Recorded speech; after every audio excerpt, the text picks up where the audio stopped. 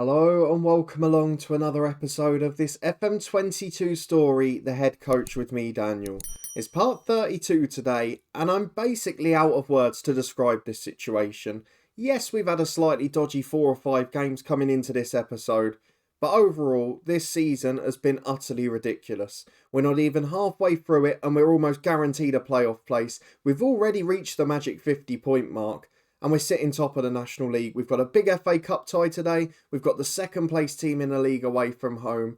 Yes, it's a big episode. Yes, there's a risk we could lose both games. But regardless, we're still absolutely flying. And my word, we're consistent against the average sides. So if you're looking forward to seeing how we can get on in probably, as it stands, the 2 toughest games of the season. An away trip to a League One side in the FA Cup. A trip to the second place side in the league, Crawley, who have overtaken Notts County now, then please do put a thumbs up on the video. Subscribe down below for daily FM22 content from 2 long-term stories. Thankfully, not going quite so easily with Hemel Hempstead Town. You can catch up with that series in the eye above, and hopefully there is a Cricket 22 video on the channel somewhere now, so please do click up there to check that one out too. There's links there too to the Twitch channel and the football podcast. But a big thank you for your support as always, as we come back for 2 games in 4 days that are massive.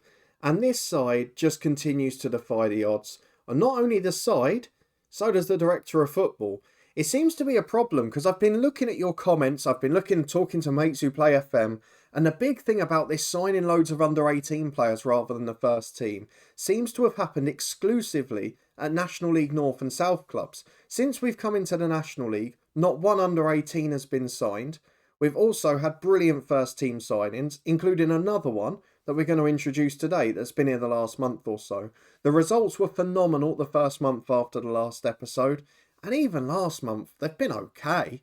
So let's have a look at the player who's come in, because it's another massive addition to this football club. As a youngster apparently leaving or coming into this club, which is it? Leaving the club on the 27th of June next year. There's a few other youngsters that have been linked with other teams, so Robbie Byrne, James Bibbo as well, one of the youngsters, but they've all rejected their moves.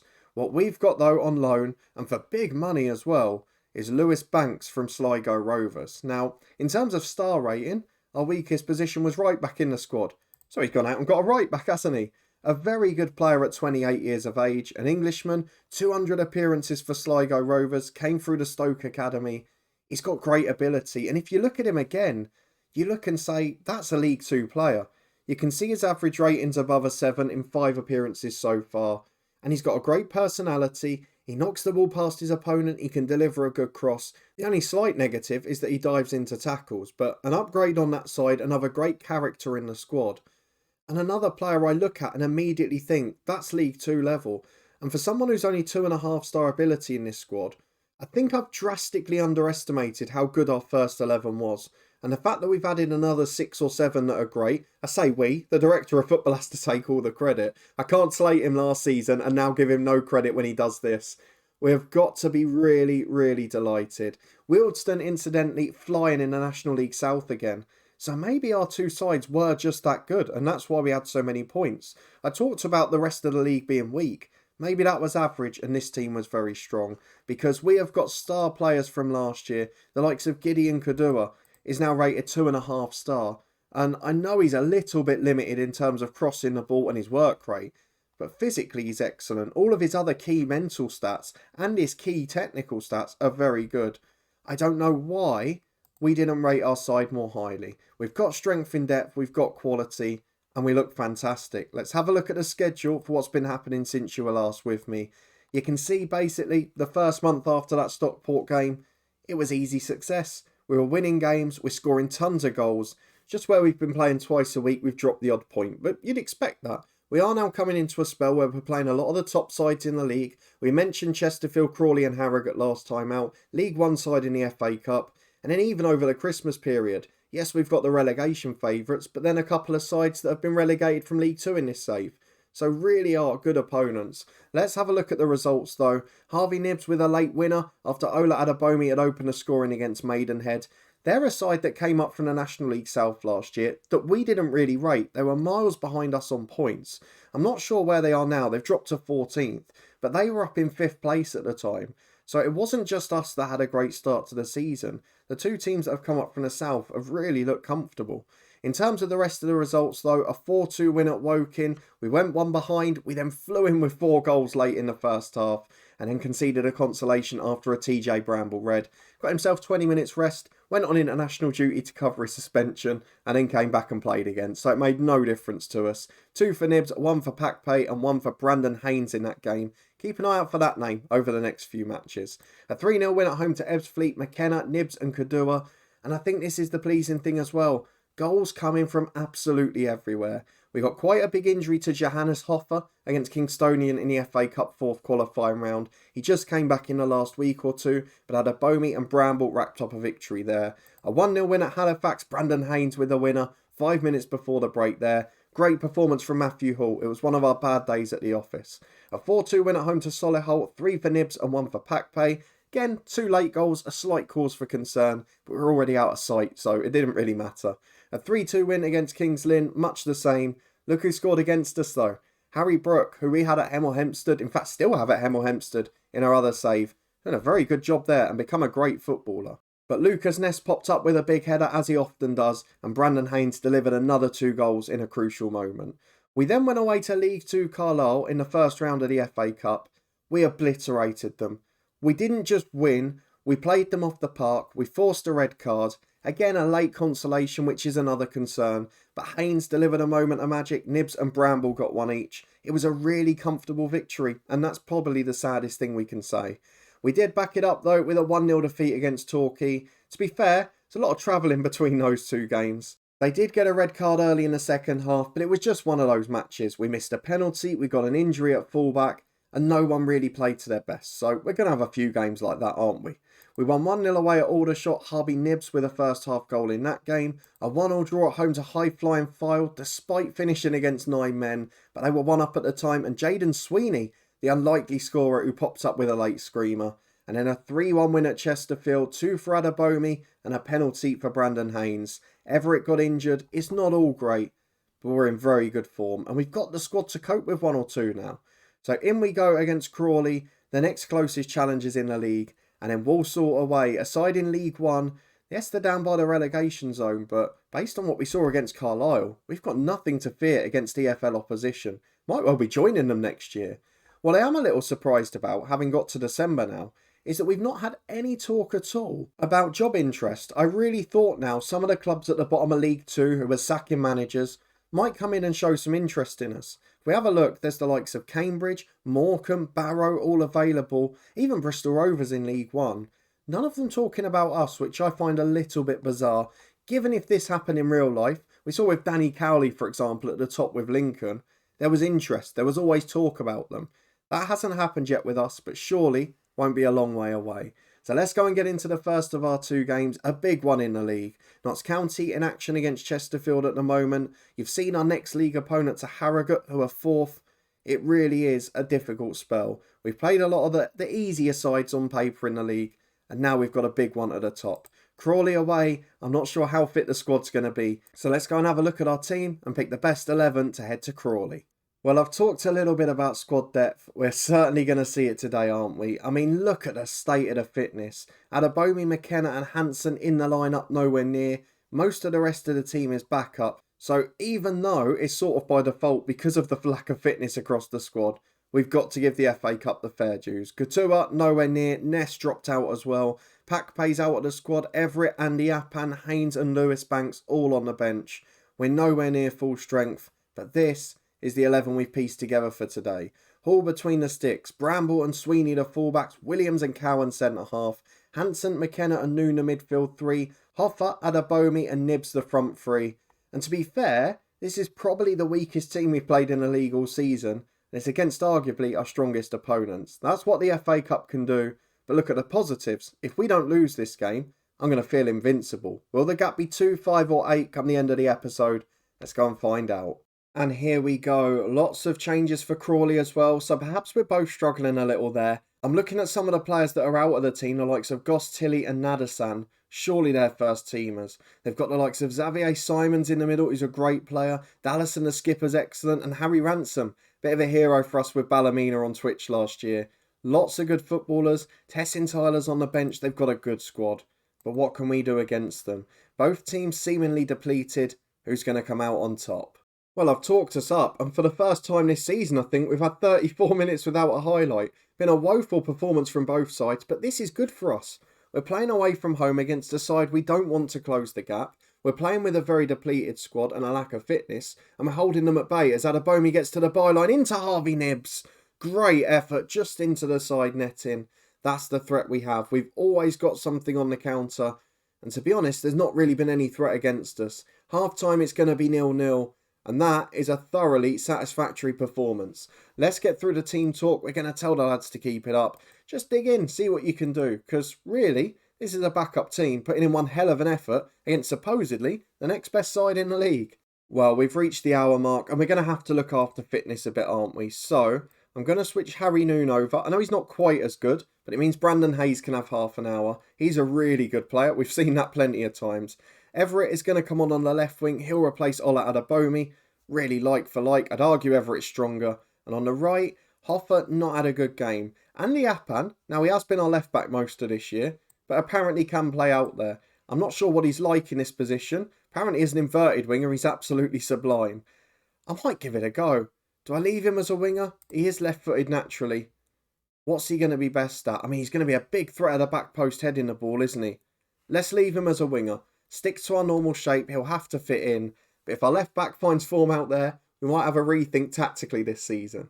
Well, this is what we've got to watch out for. 10 minutes to go. We've had no threat on our goal, but we have conceded a lot of late goals this year. So I'm going to... I've left it too late again. I was going to drop to balance, but I think I've left it a little too long. Out to Dallison on the left-hand side. Big ball to the back post. Sweeney loses out. Unmarked at the back post is Flynn. Please be offside.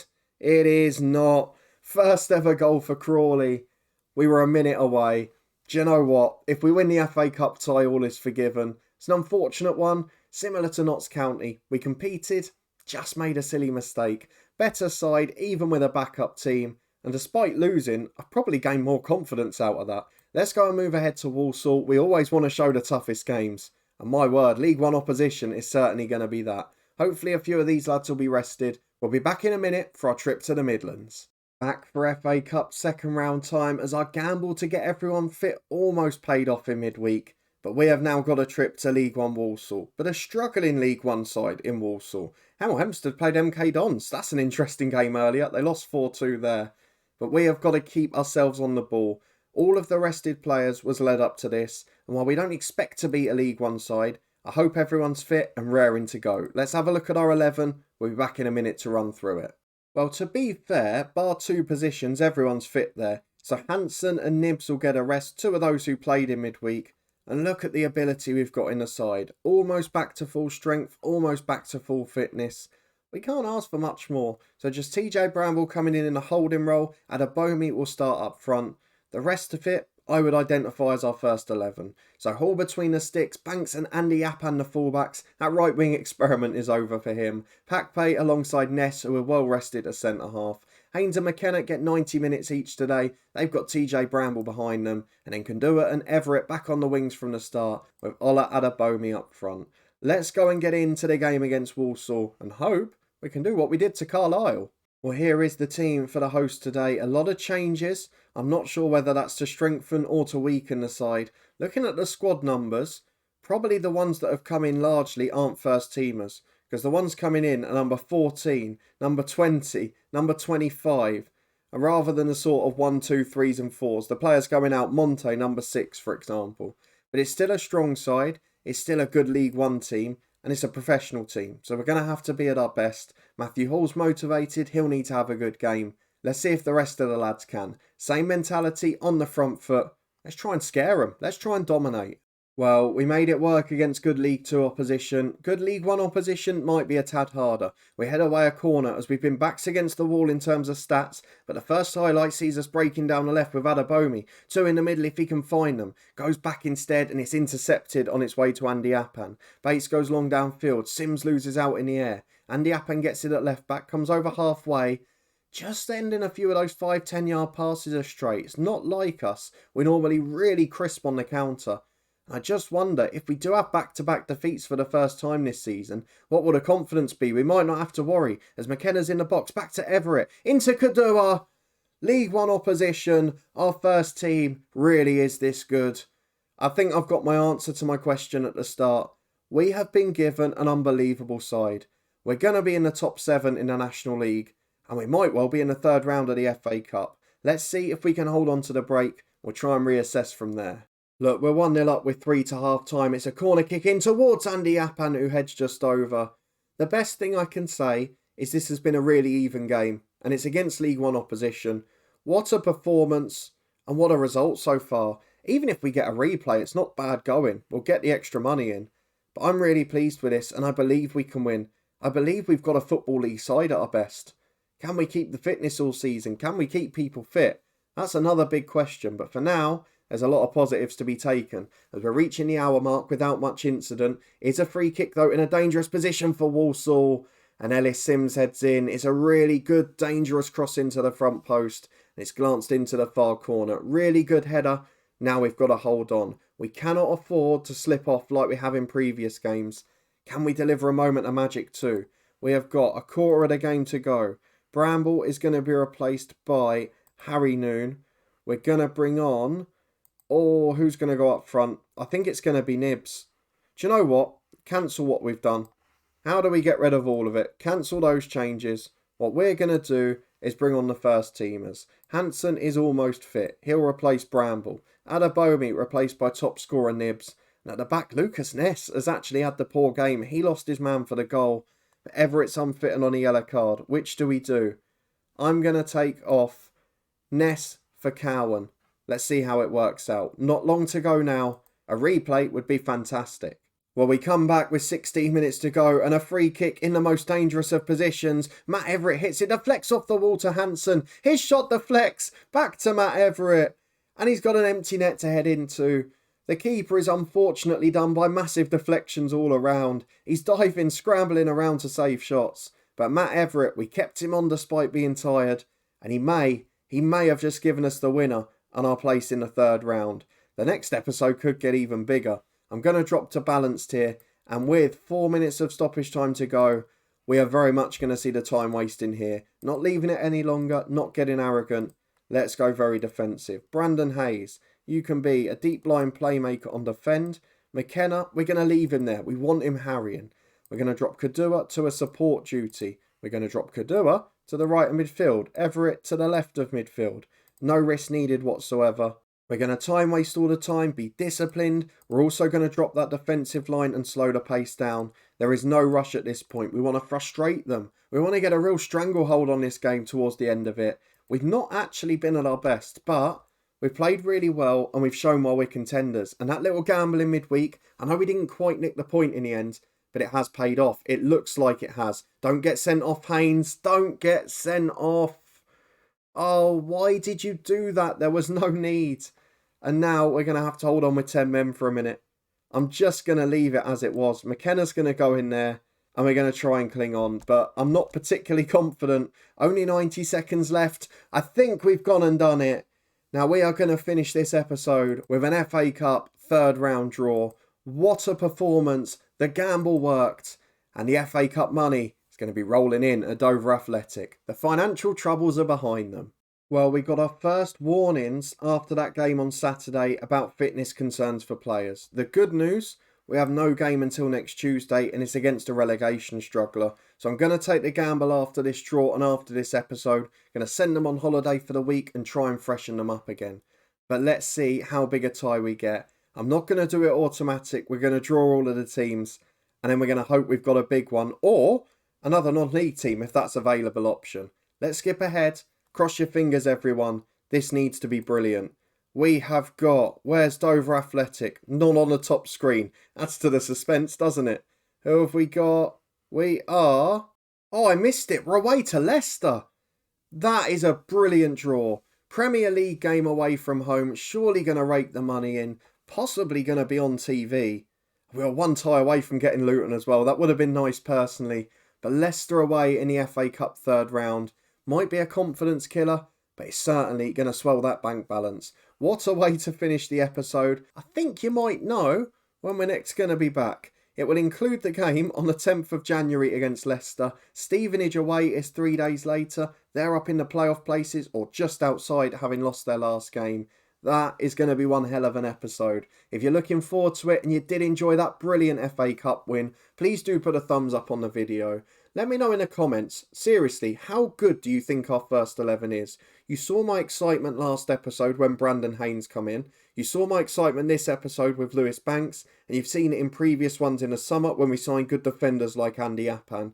Surely we have got a League Two side now. Maybe I've underestimated us all along, and maybe you guys in the comments were right. The director of football knew what he was doing. If you want to stay up to date and find out if we can keep up the form, whether Leicester will kill the confidence for the season, whether we can keep everyone fit too, subscribe down below and turn that notification bell on for daily FM22 content. There's episodes from 2 long-term stories rotating each day at 3:30. Hemel Hempstead will be back tomorrow, not quite as plain sailing in that one. And then a massive FA Cup tie on Monday here. Please do not miss it. There should be a video on the channel already from Cricket 22 if it came out on Thursday as planned. You can find that in the eye above, as well as the Twitch channel and the football podcast. But a big thank you for watching. Your support as always is appreciated. And I'll see you next time for more big action with Dover. A massive FA Cup tie, a Premier League opposition. Can we avoid embarrassment? I'll see you next time to find out.